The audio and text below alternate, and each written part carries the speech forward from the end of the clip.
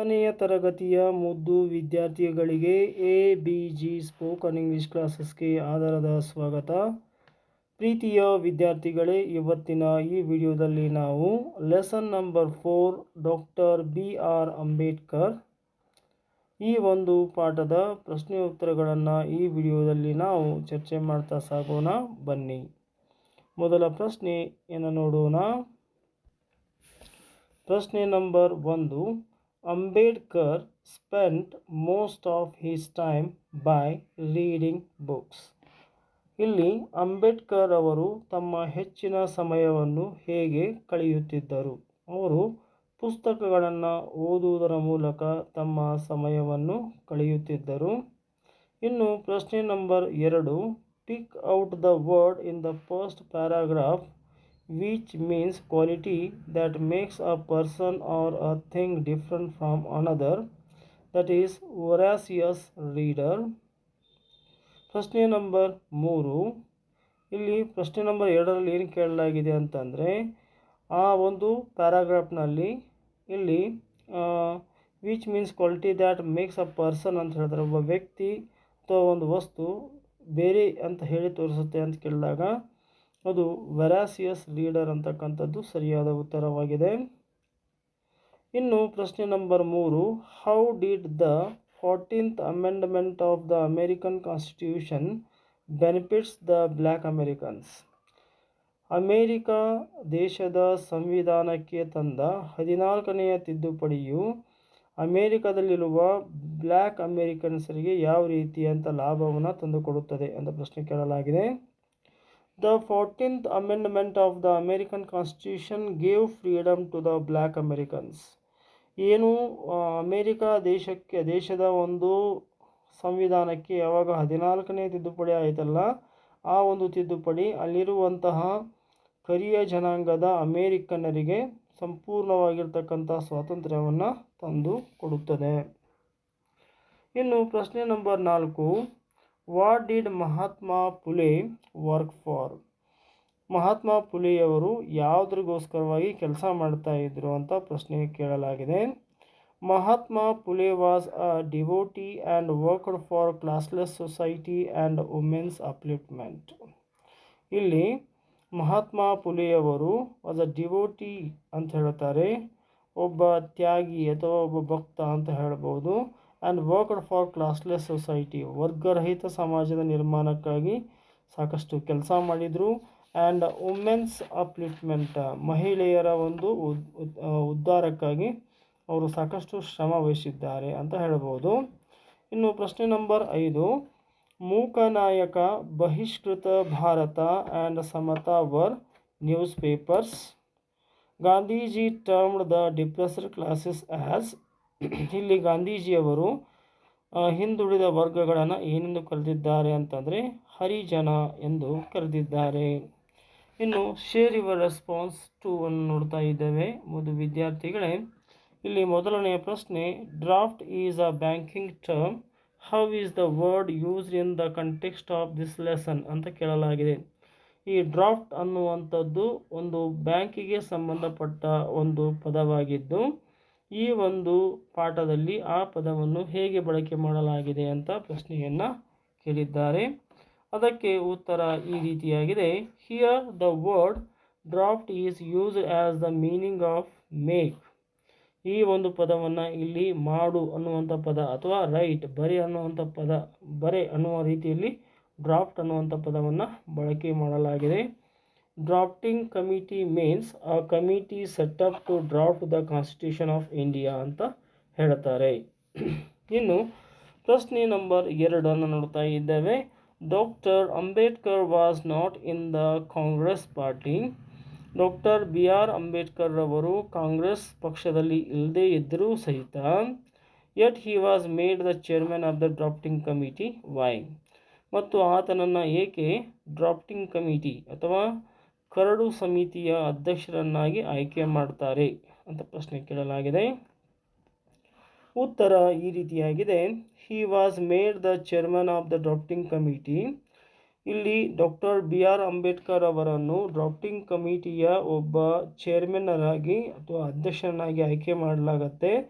ಏಕೆಂದರೆ of his undying faith in dignity of leadership of the Indian National Congress and his capacity to doing the task.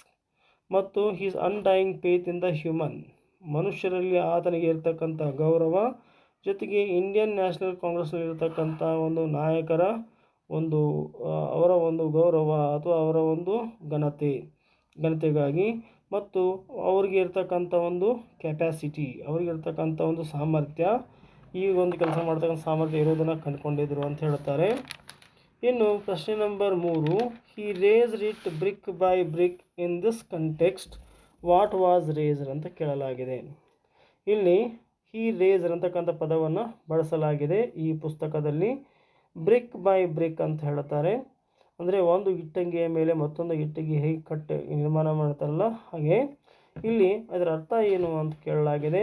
In this context, ಈ ಒಂದು ಪಾಠಕ್ಕೆ ಸಂಬಂಧಪಟ್ಟ ಹಾಗೆ, he raised brick by brick was the example and experience of the other nations and the distinctive needs of our society, which now stands as a fundamental rights in the Constitution of India ಅಂತ ಹೇಳ್ತಾರೆ. ಇಲ್ಲಿ ಮುಖ್ಯವಾಗಿ BRIC by BRIC ಅಂತಕ್ಕಂಥದ್ದು ಅರ್ಥ ಏನು ಅಂತಂದರೆ, ನಮಗೆ fundamental rights, ಮೂಲಭೂತ ಹಕ್ಕುಗಳನ್ನು ಸಂವಿಧಾನದಲ್ಲಿ ಕೊಡುವಂಥದ್ದು ಅಂತ ಅರ್ಥವನ್ನು ಕೊಡುತ್ತೆ. ಇನ್ನು ಪ್ರಶ್ನೆ ನಂಬರ್ 4 ನೋಡಿದಾಗ, who were the other notable members of the drafting committee. ಈ ಡ್ರಾಫ್ಟಿಂಗ್ ಕಮಿಟಿಯಲ್ಲಿ ಇರ್ತಕ್ಕಂತಹ ಭಾಳಷ್ಟು ಗುರುತರವಾಗಿರ್ತಕ್ಕಂಥ ವ್ಯಕ್ತಿಗಳು ಯಾರು ಅಂತ ಪ್ರಶ್ನೆ ಕೇಳಲಾಗಿದೆ. The other notable members of the drafting committee were Alladi Krishnaswami Iyer. ಈ ಒಂದು ಡ್ರಾಫ್ಟಿಂಗ್ ಕಮಿಟಿಯಲ್ಲಿ ಡಾಕ್ಟರ್ BR ಅಂಬೇಡ್ಕರ್ ಅವರ ಹಾಗೆ ಸೇವೆ ಸಲ್ಲಿಸಿರ್ತಕ್ಕಂತಹ ಕರ್ನಾಟಕದ ಕೆಲವು ವ್ಯಕ್ತಿಗಳಿದ್ದಾರೆ. ಅವರಲ್ಲಿ ಅಲ್ಲಾಡಿ ಕೃಷ್ಣಸ್ವಾಮಿ ಅಯ್ಯರ್ ಆಗಿರ್ಬೋದು, KM ಮುನ್ಷಿ ಆಗಿರ್ಬೋದು ಮತ್ತು ಗೋಪಾಲಸ್ವಾಮಿ ಅಯ್ಯಂಗಾರ್, ಇವರೆಲ್ಲರೂ ಸಹಿತ ಡ್ರಾಫ್ಟಿಂಗ್ ಕಮಿಟಿಯಲ್ಲಿ ಗುರುತರವಾಗಿರ್ತಕ್ಕಂಥ ಜವಾಬ್ದಾರಿಗಳನ್ನು ಕೆಲಸ ಮಾಡಿರ್ತಕ್ಕಂಥವರು. Ambedkar had a rare gift. What were they? Can you think of your own gifts? Share them with your class. The constitution is a fundamental document to both the ruler because it defines the power of the three organs and powers of the legislature against the citizens. It is dealing with the fundamental right also. Ambedkar had rare gifts, unraveling the most complicated legal concepts, and also he had tactful frankness and patience ಅಂತ ಹೇಳ್ತಾರೆ. ಇನ್ನು ಪ್ರಶ್ನೆ number 6 ನೋಡ್ತಾ ಇದ್ದೇವೆ. The constitution is a fundamental document to both the ruler and the ruled. ಇಲ್ಲಿ ಆಳುವವನಿಗೂ ಮತ್ತು ಆಳಿಸಿಕೊಳ್ಳುವವನಿಗೂ ಇರ್ತಕ್ಕಂತಹ ಮೂಲಭೂತ ದಾಖಲಾತಿಯನ್ನು ನಾವೇನು ಕರಿತಾ ಇದ್ದೇವೆ? ಸಂವಿಧಾನ ಅಂತ ಹೇಳಿ ಕರಿತಾ ಇದ್ದೇವೆ.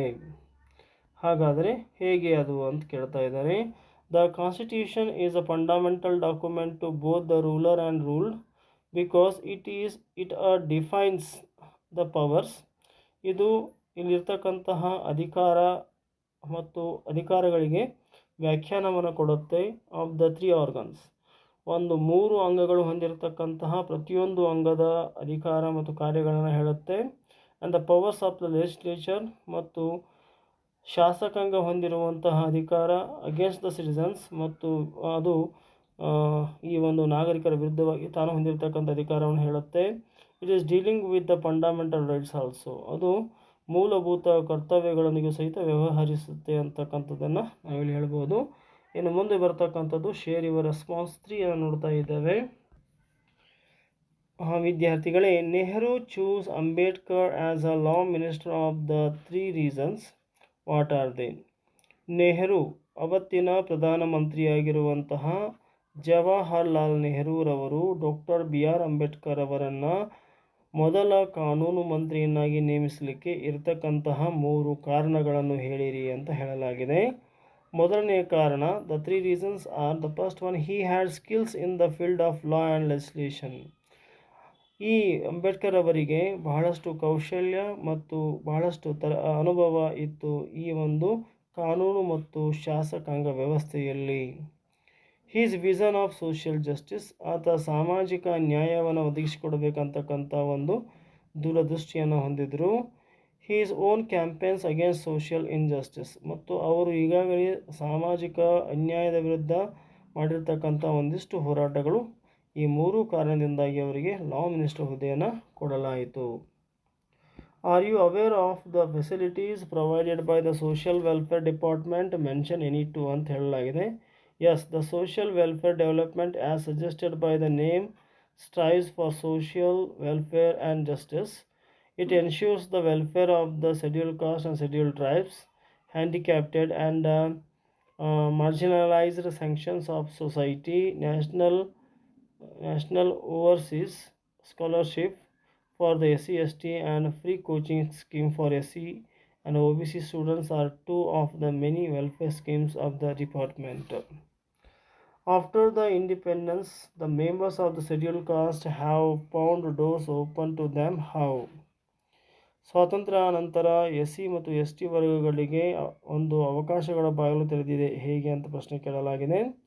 ಸಿನ್ಸ್ ಇಂಡಿಪೆಂಡೆನ್ಸ್, ಭಾರತ ಸ್ವಾತಂತ್ರ್ಯ ಬಂದಾಗಿನಿಂದ, members of the scheduled caste have found doors open to them, ಇಲ್ಲಿರ್ತಕ್ಕಂಥ SC ಅಥವಾ ST ವರ್ಗದವರಿಗೆ ಸಂಪೂರ್ಣವಾಗಿ ಅವಕಾಶಗಳ ಬಾಗಿಲು ತೆರೆಯಲಾಗಿದೆ.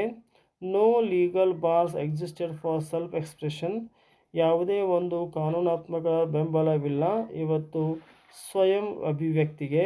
ಆರ್ ಸೆಲ್ಫ್ ಅಡ್ವಾನ್ಸ್ಮೆಂಟ್, ಮತ್ತು ಜಾತಿ ಆಧಾರಿತವಾಗಿರ್ತಕ್ಕಂಥ ಯಾವುದೇ ಒಂದು ಮೇಲು ಕೀಳು ಅಂತಕ್ಕಂಥ ವಿಚಾರಕ್ಕೆ. They can enrol themselves institute of higher learning and enter public services, ಇವತ್ತು ಏನು ಹಿಂದುಳಿದ ವರ್ಗದವರಿದ್ದಾರೆ ಅವರು ತಮ್ಮ ಒಂದು ಅತ್ಯಂತ ಉನ್ನತ ಎಜುಕೇಷನನ್ನು ಇವತ್ತು ಪಡಿಬಹುದಾಗಿದೆ, ಮತ್ತು ಅತ್ಯಂತ ಉನ್ನತ ಎಕ್ಸಾಮ್ಗಳಾಗಿರ್ತಕ್ಕಂಥ ಪಬ್ಲಿಕ್ ಸರ್ವಿಸಸ್ಗಳನ್ನ ಸಹಿತ ಬರೀಬಹುದಾಗಿದೆ. They occupy high offices of state and centre, ಇವತ್ತು ಅವರು ಅತ್ಯಂತ ಉನ್ನತ ಹುದ್ದೆಗಳನ್ನು, ರಾಜ್ಯ ಸರ್ಕಾರದ ಮತ್ತು ಕೇಂದ್ರ ಸರ್ಕಾರದ ಹುದ್ದೆಗಳನ್ನು ಆಕ್ರಮಿಸಿಕೊಂಡಿದ್ದಾರೆ. They have also compete for the post of judges, ಮತ್ತು ಸಾಕಷ್ಟು ಅವರು ನ್ಯಾಯ ದಾನ ಮಾಡ್ತಕ್ಕಂಥ ಜಡ್ಜಸ್ಗಳಾಗಿ ಸಹಿತ ಆಯ್ಕೆಯಾಗೋದಕ್ಕೆ ಇವತ್ತು ಪ್ರಯತ್ನ ಮಾಡ್ತಾ ಇದ್ದಾರೆ. ಕೆಲವೊಂದು ಜನ ಅಂಬ್ಯಾಸಿಡರ್ಸ್ ಆಗಿದ್ದಾರೆ, ರಾಯಭಾರಿಗಳಾಗಿ ಕೆಲಸ ಮಾಡ್ತಾ ಇದ್ದಾರೆ. ಆ್ಯಂಡ್ ಗವರ್ನರ್ಸ್, ರಾಜ್ಯಪಾಲರಾಗಿ. They have acquitted themselves creditably in all these positions of responsibility, ಇವರೆಲ್ಲರೂ ತಮ್ಮ ಸ್ವಂತದಾಗಿರ್ತಕ್ಕಂಥ ಒಂದು ಸಾಮರ್ಥ್ಯದ ಮೇಲೆ ಎಲ್ಲ ಒಂದು ಜವಾಬ್ದಾರಿಗಳನ್ನು ಮತ್ತು ಹುದ್ದೆಗಳನ್ನು ನಿರ್ವಹಿಸ್ತಕ್ಕಂಥ ಶಕ್ತಿಯನ್ನು ಪಡ್ಕೊಂಡಿದ್ದಾರೆ. ಇನ್ನು 4ನೆಯ ಪ್ರಶ್ನೆ, all people should be given equal opportunities to prove themselves. How are the members of the scheduled caste providing themselves? All the people should be given equal opportunity, ಎಲ್ಲ ಜನರಿಗೂ ಸಮಾನವಾಗಿರ್ತಕ್ಕಂಥ ಅವಕಾಶಗಳನ್ನು ಒದಗಿಸಿಕೊಡಬೇಕು. ಟು ಪ್ರೂವ್ ದೆಮ್ಸೆಲ್ಸ್, ಅದನ್ನು ಹೇಗೆ ಅವರು ಸಾಬೀತುಪಡಿಸ್ತಾರೆ ಅಂತ ಕೇಳಿದ್ದಾರೆ. All people including scheduled caste should be given equal opportunities to prove themselves. No legal bar exists for self-expression or self-advancement. They can enroll the Institute of Higher Learning and full public services. They can prove themselves by participating and acquiring all these positions of responsibility. ಈಗ 5ನೇ ಪ್ರಶ್ನೆಗೆ ಬರ್ತಾ ಇದ್ದೇವೆ. Baba Saheb Ambedkar considers public education in free India as a unconstitutional. Why? ಸ್ವತಂತ್ರ ಭಾರತದಲ್ಲಿ ಚಳುವಳಿಗಳನ್ನು ಅವರು ಅಸಂವಿಧಾನಿಕ ಎಂದು ಕರೆದಿದ್ದಾರೆ, ಏಕೆ? Ambedkar considers public education in free India as unconstitutional because the right to rebellion is recognise against the government. ಇಲ್ಲಿ ಸರ್ಕಾರದ ವಿರುದ್ಧ ದಂಗೆ ಏಳತಕ್ಕಂಥದ್ದು ಅದು ಒಂದು ಕಾನೂನುಬದ್ಧವಲ್ಲ ಅಂತ ಹೇಳಿ ಗುರುತಿಸಲಾಗುತ್ತೆ. People's consent it should be a dictatorship, ಅದು ಜನರ ಒಂದು ಸಮ್ಮತಿ ಇಲ್ಲದೆ ಹೋಗಿದ್ದರೆ ಅದು ಸರ್ವಾಧಿಕಾರ ಅಂತ ಅನಿಸಿಬಿಡುತ್ತೆ. Such agitations invariably result in the loss of lives and public property, ಇಂತಹ ಒಂದಿಷ್ಟು ದಂಗೆಗಳು ಸಾರ್ವಜನಿಕ ಆಸ್ತಿಯನ್ನು ನಾಶ ಮಾಡುತ್ತವೆ, ಜೊತೆಗೆ ಅವು ಎಷ್ಟೋ ಜೀವಗಳನ್ನು ಹಾನಿ ಮಾಡುತ್ತವೆ ಅಂತಕ್ಕಂಥ ವಿಚಾರವನ್ನು ಇಲ್ಲಿ ಸ್ಪಷ್ಟಪಡಿಸಿದ್ದಾರೆ. And social discrimination skill existed in India, debate in the class. The practical activity should be conducted in the class, not writing. Practical. Next, response. Share your responses. What were the opinion of the Buddha and Avai regarding the caste divisions? ಇಲ್ಲಿ ಇಬ್ಬರು ಮಹಾನ್ ವ್ಯಕ್ತಿಗಳ ಹೆಸರನ್ನು ಕೊಡಲಾಗಿದೆ, ಒಂದು ಬುದ್ಧ ಮತ್ತೊಂದು away. ಇವರು ತಮ್ಮ ಒಂದು ಜಾತಿ ವ್ಯವಸ್ಥೆಯ ಬಗ್ಗೆ ಇರತಕ್ಕಂಥ ಯಾವ ರೀತಿಯಂಥ ಒಪಿನಿಯನ್ ಕೊಡ್ತಾರೆ ಅಂತ ಪ್ರಶ್ನೆ ಕೇಳಲಾಗಿದೆ. The opinion of Buddha regarding the lost Jesus are the noble and wholesome people and ignoble and unwholesome people. The Tamil poetess Avvai said that the charitable who give and are superior, the misers who do not give, they are inferior. Caste system in India is in a strong position because of power structure. Why did the British magnify the caste distinctions? The British rulers magnified or exaggerated the caste distinctions to strengthen their control over us, so they started the policy of divide and rule. Question number 4. The word hegemony means control. They brought about variable revolution in social thought. Who are they? What revolution is referred to here? How did you bring about the revolution? The first answer is who are they? They were Mahatma Gandhi and Dr. Ambedkar. What revolution is referred to here? The revolution referred here is repudiate the caste system and to proclaim the oneness of Hindu community. How did they bring about the revolution? Gandhiji brings the revolution by reminding the higher caste of their duty towards the depressed classes. Baba Sahib did the same by reminding the depressed classes about their inherent rights or equality with the higher and powerful castes. Question number 6. Why did Nehru describe Dr. Ambedkar as a symbol of revolt? Nehru described Ambedkar as a symbol of revolt because Ambedkar had a courage and a conviction to rouse up the depressed classes of society which had suffered for long in the past. By doing this, Ambedkar also ensured that people belonging to the higher classes did not grow complacent with the idea that with the constitutional amendment everything will be fine for the depressed classes. Next question. Ambedkar had a great thirst for books when he was a student. Explain. Ambedkar was a voracious reader. His hunger for books was never satisfied. Ambedkar was a voracious reader. His hunger for books was never satisfied. What is remarkable is that he bought books by sacrificing other needs. The author cites two instances to show what an avid reader Ambedkar was in New York, where he was a student. He is said to have bought 2000 old books. Later, when he went to London for the second roundtable conference, he bought so many books that they had to be sent to India in 32 boxes. If others would have bought for what of bringing home attractive foreign goods, Ambedkar's interest was solely in books. And second question is, how did the 14th Amendment to US Constitution and Mahatma Phule influence on Ambedkar?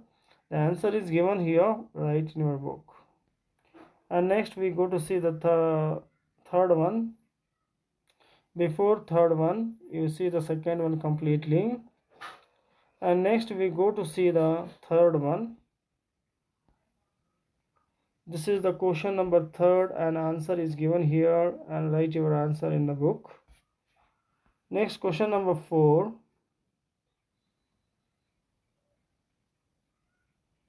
This is the question number 4. Next we see the question number 5. Next question number 5, another part is given here and 6 question answer also given here. See here question and answer. Question number 7 is here.